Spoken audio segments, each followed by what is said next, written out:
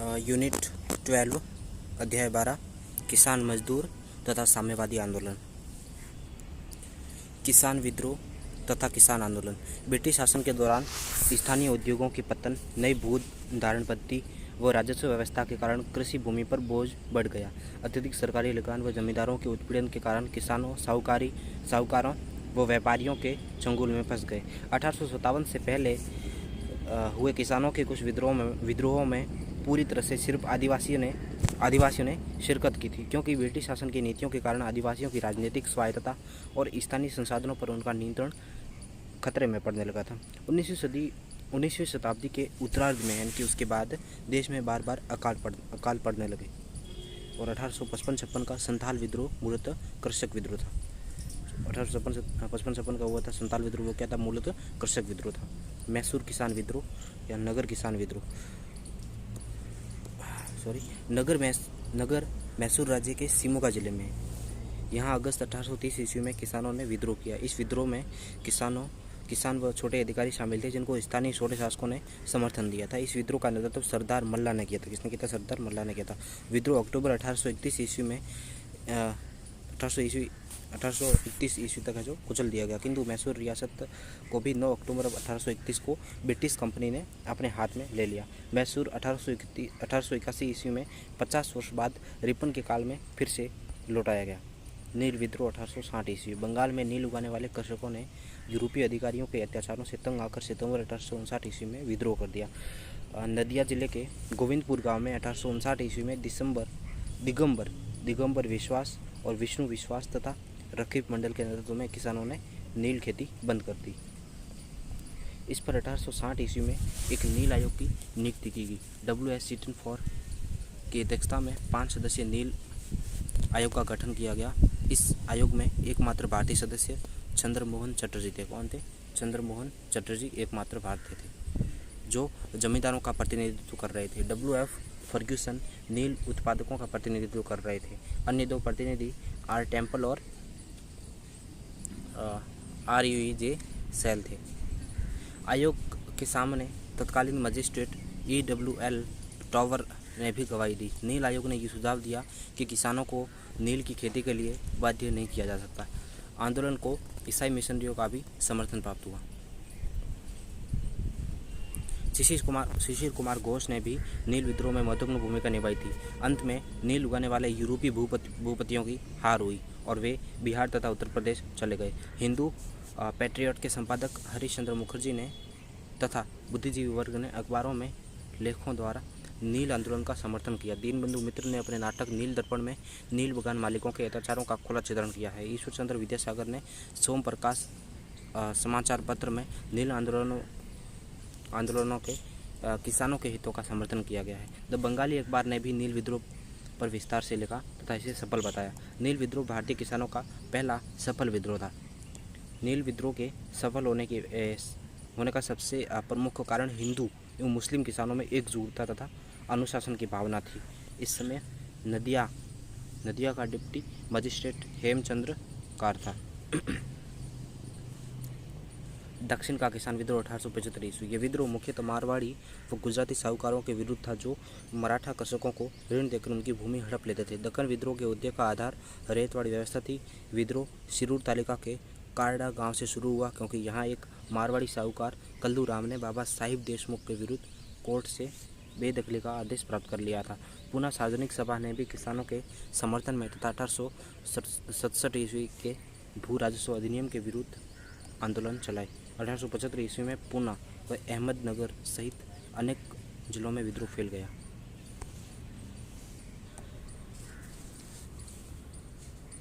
सरकार ने दक्कन उपद्रव आयोग नियुक्त किया तथा कृषकों की अवस्था सुधारने के लिए 1879 ईस्वी में दक्कन कृषक राहत अधिनियम पारित किया। इस अधिनियम द्वारा ये नियम बनाया गया कि ऋण अदा न करने पर किसानों की जमीन नहीं हड़पी जा सकती तथा उन्हें जेल भी नहीं भेजा जा सकता।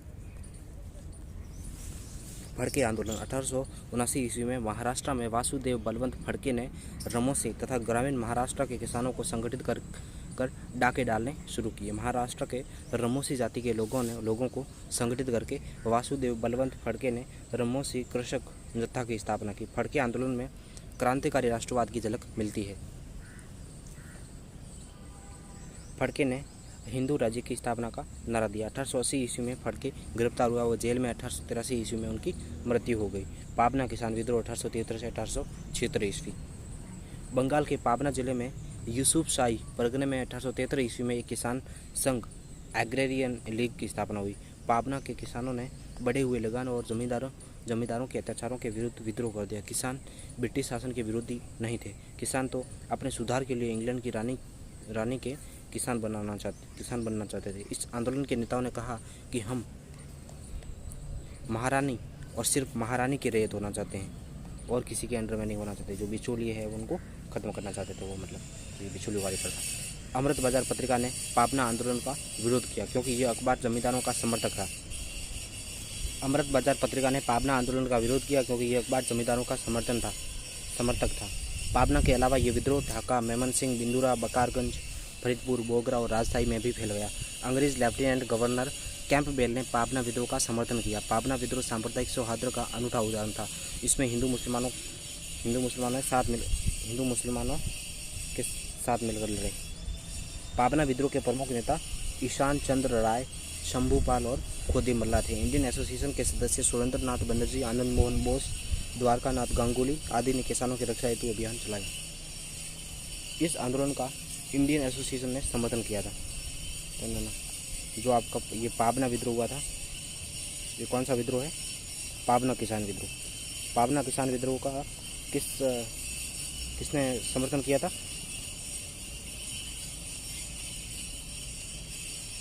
इंडियन एसोसिएशन, जो इंडियन एसोसिएशन थी इंडियन, उन्होंने जो पाबना विद्रोह का समर्थन किया था। पाबना विद्रोह की प्रमुख विशेषता ये थी कि यह कानूनों के दायरे में हुआ तथा पूर्णतः अहिंसक था। ये हिंसक नहीं था। जो पाबना विद्रोह था पूर्ण अहिंसक था और कानून के दायरे के अंदर था, और इंडियन एसोसिएशन ने इनका समर्थन किया था। तो ये इंपॉर्टेंट है, याद रखना, ठीक है। और सरकार ने पाबना विद्रोह की जाँच के लिए एक आयोग नियुक्त किया, जिसकी सिफारिशों के आधार पर 1885 ईस्वी में बंगाल काश्तकारी अधिनियम पारित हुआ। तो उसके जो प्रत्युत्तर में इसका रिजल्ट क्या हुआ कि एक पाबना किसान एक आयोग नियुक्त किया, ठीक है, और उनकी सिफारिशों पर 1875 ईस्वी में बंगाल काश्तकारी अधिनियम है जो पारित हुआ, और इसके द्वारा किसानों को उनकी ज़मीन है वो वापस दे दी गई। पाबना विद्रोह पर जमींदार दर्पण नाटक सर्फ हुसैन ने लिखा था। किसने लिखा था? तो दर्पण नाटक किसने लिखा था? सर्फ हुसैन ने लिखा था। किस पर आधारित है? ये पाबना विद्रोह पर आधारित है, ठीक है। नेक्स्ट, मोपला विद्रोह 1921 में हुआ था आपका ये।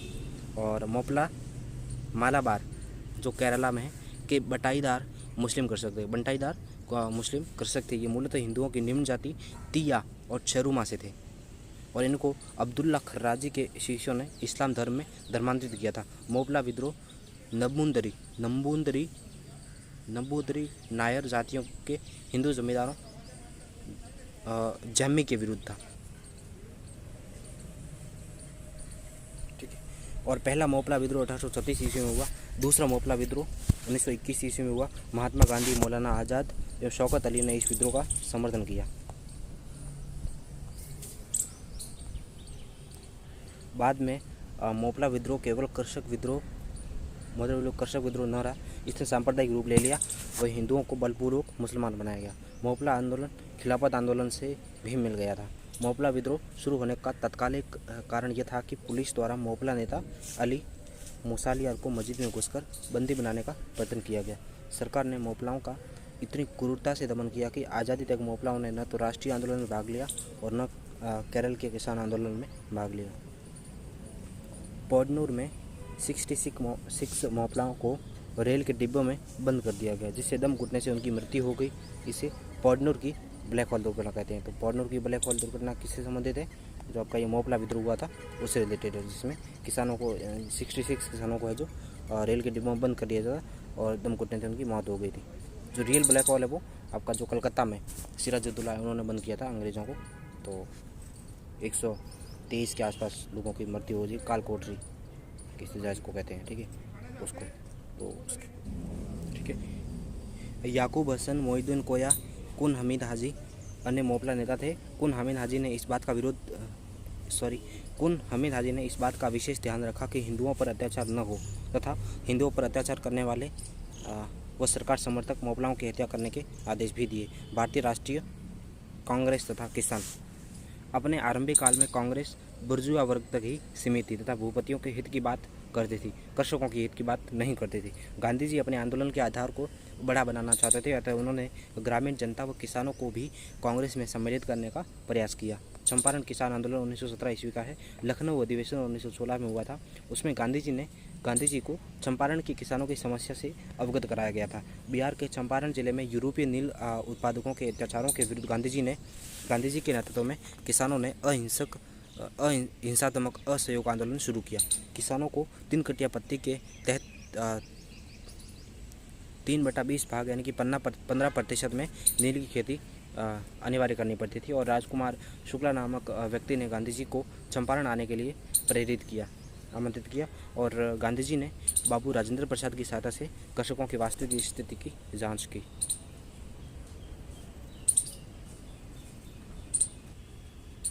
ठीक है, और गांधी जी को गिरफ्तार कर लिया गया। अंत में 10 जून 1917 को एक जांच समिति नियुक्त की गई जिसमें गांधी जी भी एक सदस्य थे। इसने चंपारण कृषि अधिनियम पारित किया जिसके तहत 3 कटिया पत्ती को समाप्त कर दिया गया तथा किसानों को अवैध रूप से वसूल किए गए धन का 25% जो भाग है वो वापस कर दिया गया।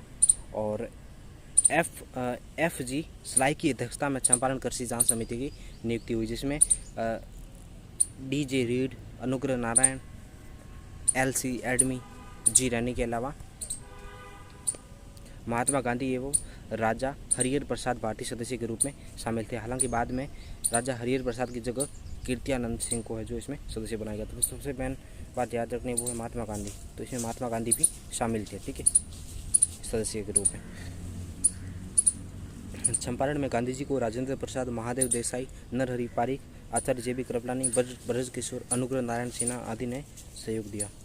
चंपारण सत्याग्रह के सफल नेतृत्व के बाद रविंद्रनाथ टैगोर ने गांधी जी को महात्मा कहा।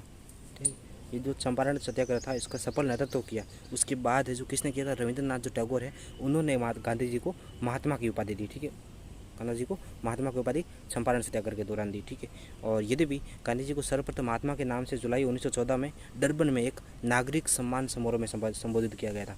लेकिन इससे पहले भी 1914 में डरबन में एक साउथ अफ्रीका में जुलाई में एक नागरिक सम्मान समारोह था, उसमें है जो महात्मा नाम से संबोधित किया गया था। ठीक है, लेकिन उसके बाद जब चंपारण का 1917 में सफल विद्रोह किया गया, किसानों का आंदोलन, तो उसके बाद है जो रविंद्रनाथ टैगोर ने जो महात्मा पुकारा। ठीक है, लेकिन टैगोर ने महात्मा शब्द को लोकप्रिय बनाया, लेकिन इसको लोकप्रिय बनाने का जो श्रेय है वो टैगोर को जाएगा।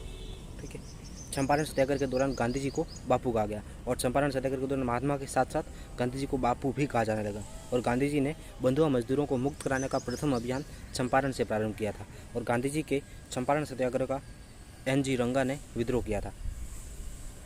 खेड़ा सत्याग्रह जो कि 1918 में हुआ था, ये अहमदाबाद मिल मजदूरों वाला, ये गांधी जी द्वारा भारत में चलाया गया पहला वास्तविक किसान सत्याग्रह था। पहला वास्तविक सत्याग्रह कौन सा था, खेड़ा सत्याग्रह। ठीक है, और 1917-18 में सूखे के कारण फसल खराब हो जाने के पर भी खेड़ा गुजरात में है कि कुनबी पाटीदार किसानों ने लगान की वसूली की जा रही थी उनसे। ठीक है, और वल्लभ भाई पटेल व इंदुलाल याज्ञनिक ने किसानों को लगान न अदा करने का सुझाव दिया। खेड़ा सत्याग्रह के बाद पटेल गांधी जी से प्रभावित होकर उनके अनुयायी बन गए। वल्लभ भाई पटेल खेड़ा में लगान या कर न देने का पहला नारा मोहनलाल पांड्या ने दिया था। खेड़ा आंदोलन में किसानों ने गीता व कुरान पर हाथ रखकर लगान नहीं देने की कस्में खाई थी। 22 मार्च 1918 को गांधी जी ने खेड़ा आकर आंदोलन की बागडोर संभाली, सरकार से लाचार होकर हार मान ली और यह एक गोपनीय दस्तावेज जारी किया कि लगान उसी से वसूल किया जाए जो सक्षम हो। विठल भाई Patel, servant of India society एवं गुजरात सभा ने गांधी जी की सहायता की। गांधी जी खेड़ा सत्याग्रह के समय गुजरात सभा के अध्यक्ष थे। गांधी जी खेड़ा सत्याग्रह के समय गुजरात सभा थी, उसके स्पीकर अध्यक्ष थे। बारदोली किसान सत्याग्रह 1928 ईस्वी। बारदोली में स्थानीय नेताओं कल्याण जी एवं कुंवर जी मेहता और दयाल जी देसाई ने असहयोग आंदोलन के सिद्धांतों पर कार्य किया। इन्होंने आदिवासी लोगों काली पराज के उत्थान के लिए भी कार्य किया। इन्हें रानी पराज या रानी प्रजा का नाम दिया गया। इस आंदोलन में कुनबी पाटीदार भूस्वामी जातियों के साथ काली पराज आदिवासी जातियों ने भी भाग लिया। बारदोली की काली पराज मूलतः दुबला नामक जनजाति थी। बारदोली किसान आंदोलन की महान गांधीवादी सफलता के सच्चे निर्माता मेहता बंधु थे। स्टोरी ऑफ बारदोली के लेखक महादेव देसाई थे। स्टोरी ऑफ बारदोली लेखक महादेव देसाई थे। नरहरि पारिक और जुगताराम दवे ने हाली प्रणाली बंधु और मजदूर द्वारा होने वाले आदिवासियों के शोषण की जांच की। राजस्व अधिकारी जयकर ने 1926 ईस्वी में बारदोली में भू राजस्व को 30% बढ़ाने की सिफारिश की। बारदोली में गांधी जी ने कर न देने की अपील की। विरोध होने पर सरकार ने बढ़ोतरी को 21.97% घटा दिया और किसानों ने वल्लभ भाई पटेल से संपर्क कर उन्हें बारदोली आने के लिए आमंत्रित किया और पटेल ने बारदोली में फरवरी 1928 में आकर आंदोलन को सफल नेतृत्व प्रदान किया एवं कर न देने की अपील की। सरदार पटेल ने बारदोली को 13 शिविरों में विभाजित किया एवं प्रत्येक शिविर में एक अनुभवी नेता तैनात किया और एक प्रकाशन विभाग की स्थापना की एवं रोजाना सत्याग्रह पत्रिका का प्रकाशन किया गया। चोरी से राजस्व चुकाने वाले किसानों एवं सरकार की प्रतिक्रिया पर नजर रखने के लिए आंदोलन का अपना खुफिया तंत्र बनाया गया। बारदोली सत्याग्रह में महिलाओं ने भी बढ़ चढ़कर हिस्सा लिया था। मुंबई में गवर्नर लॉसी विल्सन ने न्यायिक अधिकारी ब्रूमफील्ड एवं राजस्व अधिकारी मैक्सवेल द्वारा बढ़ाए हुए भू राजस्व के बारे में जांच करवाई। इस जांच आयोग ने लगान की बढ़ोतरी को घटाकर 6.03% कर दिया। बारदोली आंदोलन की सफलता पर बारदोली की महिलाओं ने वल्लभ भाई पटेल को सरदार की उपाधि दी। तो वल्लभ भाई पटेल को सरदार की उपाधि कब मिली थी? जो बारदोली सत्याग्रह हुआ था, आंदोलन हुआ था, उसके बाद है जो उन्होंने उनका सफल नेतृत्व रहा था। उसके बाद जो बारदोली की जो महिलाएं हैं उन्होंने है जो पटेल को सरदार की उपाधि प्रदान की थी। ठीक है, तो ये एक फैक्ट याद रखना। स्टोरी ऑफ बारदोली के लेखक कौन थे? महादेव देसाई। स्टोरी ऑफ बारदोली के लेखक महादेव देसाई है। ठीक है। के.एम. मुंशी एवं लालजी नारंगी ने आंदोलन के समर्थन में बम्बई विधान परिषद की सदस्यता से त्याग कर दे दिया और आंदोलन के समर्थन में रेलवे हड़ताल का आयोजन किया गया। गांधी जी ने कहा कि बारदोली आंदोलन एक स्वराज्य प्राप्ति के लिए नहीं था, लेकिन ऐसा प्रत्येक आंदोलन हमें स्वराज्य के करीब पहुंचा सकता है। कांग्रेस ने बारदोली आंदोलन की जांच सर्वेंट ऑफ इंडिया सोसाइटी से करवाने की मांग की थी। कांग्रेस ने जो बारदोली आंदोलन हुआ था उसकी जांच सर्वेंट ऑफ इंडिया सोसाइटी से करवाने की मांग की थी। ठीक है।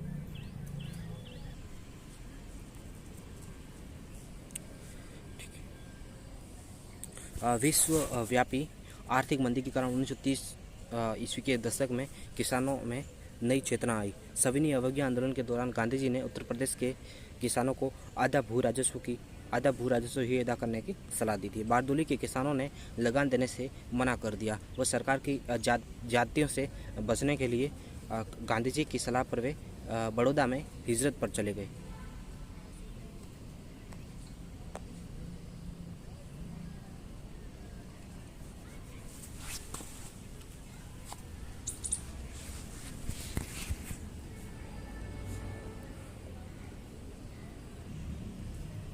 भगत सिंह कहते थे कि किसानों को सिर्फ विदेशी शासन एवं शोषकों से मुक्ति नहीं चाहिए, बल्कि उन्हें जमींदारों एवं पूंजीपति से भी मुक्ति चाहिए। एका आंदोलन, ये 1921-22 में अवध में एकता या एका आंदोलन के नाम से किसान आंदोलन शुरू हुआ। इस आंदोलन का केंद्र हरदोई, बाराबंकी, बहराइच, सीतापुर एवं सुल्तानपुर था। अत्यधिक लगान और गैर कानूनी रूप से खेत छीनना, बेदखली एवं बेगार प्रथा आदि कारणों से यह आंदोलन प्रारंभ हुआ। इस आंदोलन के द्वारा किसान लगान का नकद में परिवर्तन चाहते थे। आंदोलन के दौरान किसान गड्ढा खोदकर जल भरते एवं इसे गंगा जल मानकर शपथ लेते। एक आंदोलन का नेतृत्व मदारी पासी एवं सहरन ने किया था। वो कांग्रेस के अहिंसात्मक सिद्धांतों में विश्वास रखते थे। एका किसान आंदोलन में बहुत से छोटे जमींदारों ने भी किसानों के साथ हिस्सा लिया, क्योंकि वे सरकार की भारी भू राजस्व दरों से परेशान हो गए थे। किसान सभाओं का गठन 1920 के दशक में बंगाल, पंजाब और उत्तर प्रदेश में किसान सभाओं का गठन हुआ। साम्यवादी तथा वामपंथी दलों ने किसानों में वर्ग जागरूकता उत्पन्न की और किसान सभाओं के गठन में विशेष भूमिका निभाई। उत्तर प्रदेश किसान सभा की स्थापना फरवरी 1918 ईस्वी में गौरीशंकर मिश्रा और इंद्र नारायण द्विवेदी ने मदन मोहन मालवीय के समर्थन से की। 1920 ईस्वी में बाबा रामचंद्र भी उत्तर प्रदेश किसान सभा से जुड़े और वे मराठी ब्राह्मण थे जो फिजी में भी मजदूर रहकर आए थे। जिंगूरी पाल सिंह और दुर्गा पाल सिंह के नेतृत्व में 1919 ईस्वी में प्रतापगढ़ के किसानों ने प्रतापगढ़ रियासत का हुक्का पानी बंद कर दिया गया और नाई धोबी बंद इसको कहते हैं, ठीक है। और 1920 ईस्वी में बाबा रामचंद्र ने जवाहरलाल नेहरू एवं गौरीशंकर मिश्र से लखनऊ में मुलाकात की व उन्हें अवध के किसान आंदोलन से जोड़ा। अक्टूबर 1920 ईस्वी में प्रतापगढ़ में अवध किसान सभा की स्थापना बाबा रामचंद्र ने की थी। अवध किसान सभा ने किसानों को बेदखली भूमि न जोतने और बेकार न करने, इन शर्तों को स्वीकार न करने वालों का बहिष्कार करने तथा अपने विवादों को पंचायतों से सुलझाने एवं नाई धोबी बंद सामाजिक बहिष्कार इसको कहते हैं का सुझाव दिया। 1928 ईस्वी में आंध्र प्रांतीय रैयत सभा की स्थापना हुई। एन.जी. रंगा इसके नेता थे। एन.जी. रंगा इसके नेता थे। आंध्र प्रांतीय रैयत सभा, ठीक है, 1928 में। बिहार में स्वामी सहजानंद ने 1929 ईस्वी में बिहार प्रांतीय किसान सभा की स्थापना की। इसमें कार्यानंद शर्मा, राहुल सांकृत्यायन, ये हिंदी के लेखक है, ठीक है, साहित्यिक है, और पंचानंद शर्मा एवं यदुनंदन शर्मा जैसे वामपंथी लेफ्टिस्ट जो आइडियोलॉजी है उनके नेताओं ने भी सदस्यता ग्रहण की। स्वामी सहजानंद को किसानों के प्रति इनकी समर्पित सेवाओं के कारण किसान प्राण के नाम से भी जाना जाता है। किसको? स्वामी सहजानंद को किसानों के प्रति समर्पण के कारण इसको किसान प्राण के नाम से भी जाना जाता है। 1946-47 में बिहार में बकास्त स्वयं ज्योति भूमि को बकास्त कहते हैं के विरुद्ध आंदोलन हुआ। बकास्त जमींदार की अपनी विशेष भूमि होती थी। जमींदारों ने अधिकाधिक भूमि को इस वर्ग में लाने का प्रयत्न किया। स्वामी सहजानंद सरस्वती इस आंदोलन से जुड़े हुए थे। बिहार में भूमि के 3 प्रकार थे, बकास्त, रैयत और जिस्ती। बकास्त स्वयं भूमि ज्योति हुई, और रैयत और जिस्ती जिसमें किसान रैयत होते थे, ठीक है, जिस्ती पता नहीं कैसे। असम में सुरमा घाटी में जमींदारों के अत्याचारों के विरुद्ध करुणा सिंधु राय ने किसान आंदोलन नो रेंट मूवमेंट का नेतृत्व किया। बंगाल में टेनेसी एक्ट को लेकर अकरम खां, अब्दुल रहीम तथा फजलुल हक ने 1929 ईस्वी में कृषक प्रजा पार्टी की स्थापना की। 1935 ईस्वी में एन.जी. रंगा और EMS नंबूद्रिपाद ने मद्रास प्रेसिडेंसी में किसान आंदोलन के प्रसार का प्रयास किया तथा south Indian federation of peasant and agriculture labour का गठन किया। उड़ीसा में मालती चौधरी ने 1935 ईस्वी में उत्कल प्रांतीय किसान सभा का गठन किया। अकाली कार्यकर्ताओं ने 1937 ईस्वी में पंजाब किसान समिति की स्थापना की। पंजाब के प्रमुख किसान नेता थे बाबा सोहन सिंह भाकना और बाबा ज्वाला सिंह और बाबा रूर सिंह और मास्टर सिंह आदि। भगवान सिंह लोंगोवालिया ने पटियाला में किसान आंदोलन चलाया, ठीक है। पंजाब में कीर्ति किसान सभा वामपंथी विचारधारा थी। स्वामी रामानंद हैदराबाद एवं अब्दुल हमीद खां दक्षिण असम किसान आंदोलन से जुड़े हुए थे। प्रथम भारतीय किसान स्कूल की स्थापना 1938 ईस्वी में आंध्र प्रदेश के गुंटूर जिले में निंदुबोल में एन.जी. रंगा ने की थी। किसने की थी? एन.जी. रंगा ने। कहाँ पे? आंध्र प्रदेश के गुंटूर जिले के निंदुबोल नामक स्थान पर की थी 1938 ईस्वी में। हैदराबाद आंध्र प्रदेश में तेलंगाना किसान आंदोलन 4 जुलाई 1946 ईस्वी से शुरू हुआ। इसका नेतृत्व तो रवि नारायण रेड्डी ने किया था। किसने किया था? रवि नारायण रेड्डी ने किया था। यह आधुनिक भारत का सबसे बड़ा कृषक छापामारी युद्ध था। अखिल भारतीय किसान सभा 11 अप्रैल 1936 ईस्वी को अखिल भारतीय किसान कांग्रेस की लखनऊ में स्थापना की गई। इसका नाम बाद में अखिल भारतीय किसान सभा कर दिया गया। बिहार प्रांतीय किसान सभा 1929 ईस्वी में गठित हुई थी और इसके संपादक कौन थे? इसके संपादक स्वामी सहजानंद इसके पहले अध्यक्ष और आंध्र प्रदेश के एन.जी. रंगा इसके महासचिव बने। और एन.जी. रंगा ने 1933 ईस्वी में गुंटूर में रैयत एसोसिएशन की स्थापना की थी। कहाँ पे? गुंटूर में रैयत एसोसिएशन की स्थापना की थी एन.जी. रंगा ने। स्वामी सहजानंद का वास्तविक नाम नवरंग राय था। क्या था? नवरंग राय। स्वामी सहजानंद ने बिहटा आश्रम की स्थापना की थी। इसके प्रथम अधिवेशन में जवाहरलाल नेहरू, राम मनोहर लोहिया, सोहन सिंह जोश, इंदुलाल याग्निक आदि नेताओं ने भी भाग लिया था। इंदुलाल याग्निक ने किसान बुलेटिन निकाला। इसने एक किसान घोषणा पत्र भी तैयार किया। इस घोषणा पत्र ने कांग्रेस के फैजपुर अधिवेशन दिसंबर 1936 ईस्वी में स्वीकार किए गए कृषि संबंधित कार्यक्रमों को काफ़ी प्रभावित किया। इनमें भू राजस्व की दरों में 50% कटौती, ऋणों की अदायगी पर रोक, किसानों के लिए भू धरती टेन्यूर की सुरक्षा, कृषि मजदूरों को पर्याप्त वेतन व किसान संगठनों को मान्यता आदि कांग्रेस के 1937 के चुनावी घोषणा पत्र के वादे किसान सभा द्वारा पारित किसान घोषणा पत्र के परिणाम थे। 1936 ईस्वी में फैजपुर, जो कि महाराष्ट्र में, एक कांग्रेस के अधिवेशन के साथ अखिल भारतीय किसान सभा का एन.जी. रंगा की अध्यक्षता में दूसरा अधिवेशन हुआ। इस सम्मेलन में भू राजस्व की दर को 50% कम करने तथा किसान संगठनों को मान्यता देने की मांग की गई। 1937 ईस्वी में अधिकतर प्रांतों में कांग्रेस की सरकार बनी, जिससे किसानों को राहत के लिए बहुत से कानून बने। दिसंबर 1937 ईस्वी में फैजपुर अधिवेशन कांग्रेस का 50वां अधिवेशन था। यह 1937 के बजाय 1936 में ही हुआ, क्योंकि कांग्रेस को मार्च 1937 में होने वाले चुनावों के बारे में निर्णय लेना था और 1937 ईस्वी में कांग्रेस का कोई अधिवेशन नहीं हुआ था। 1937 ईस्वी में कांग्रेस का कोई अधिवेशन नहीं हुआ था 1937 में। पी सुंदरैया आंध्र प्रदेश में प्रमुख किसान नेता थे। पी सुंदरैया कहाँ के? आंध्र प्रदेश के प्रमुख किसान नेता। ठीक। प्रमुख किसान संगठन स्थापना वर्ष। कृषक लीग ये ढाका में बनी थी 1870-71 में थी। अवध किसान सभा 1920, संयुक्त एसोसिएशन गुंटूर 1923, संयुक्त प्रांत किसान संघ 1924, आंध्र रैयत एसोसिएशन 1928, संयुक्त प्रांत किसान सभा 1918, बिहार प्रांतीय किसान सभा, कृषक संगम मालाबार 1936, अखिल भारतीय किसान कांग्रेस, ये इंपॉर्टेंट है, अखिल भारतीय किसान कांग्रेस 1936 की है और पंजाब किसान समिति 1937 की है।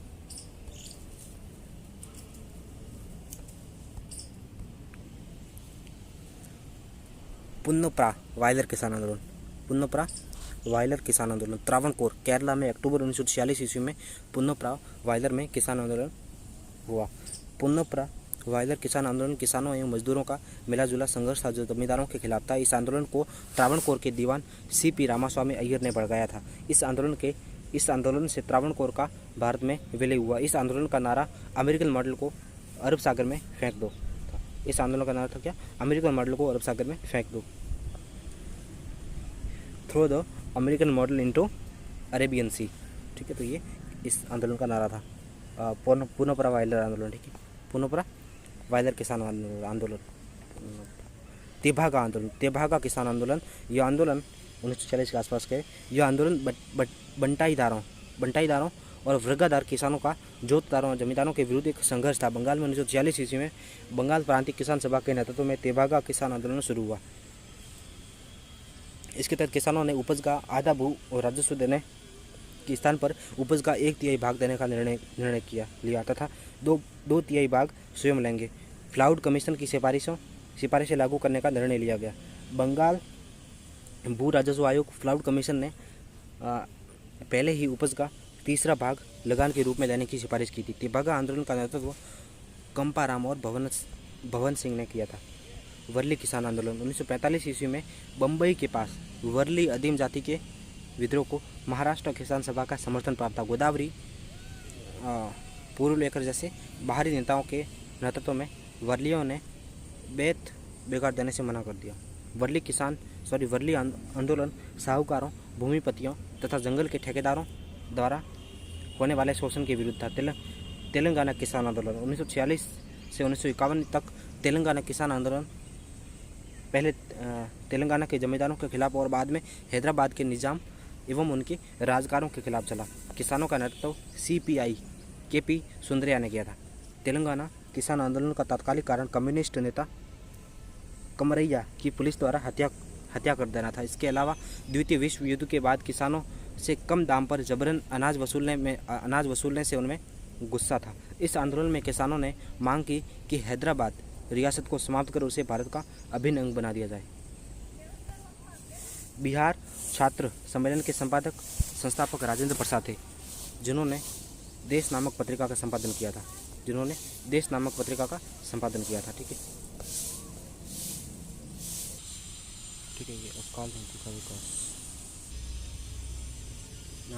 नीति का विकास कंपनी के शासन में सबसे पहले 1769 से 1717 ईस्वी में बंगाल में भीषण अकाल पड़ा, जिसमें बंगाल की 1/3 जनसंख्या नष्ट हो गई।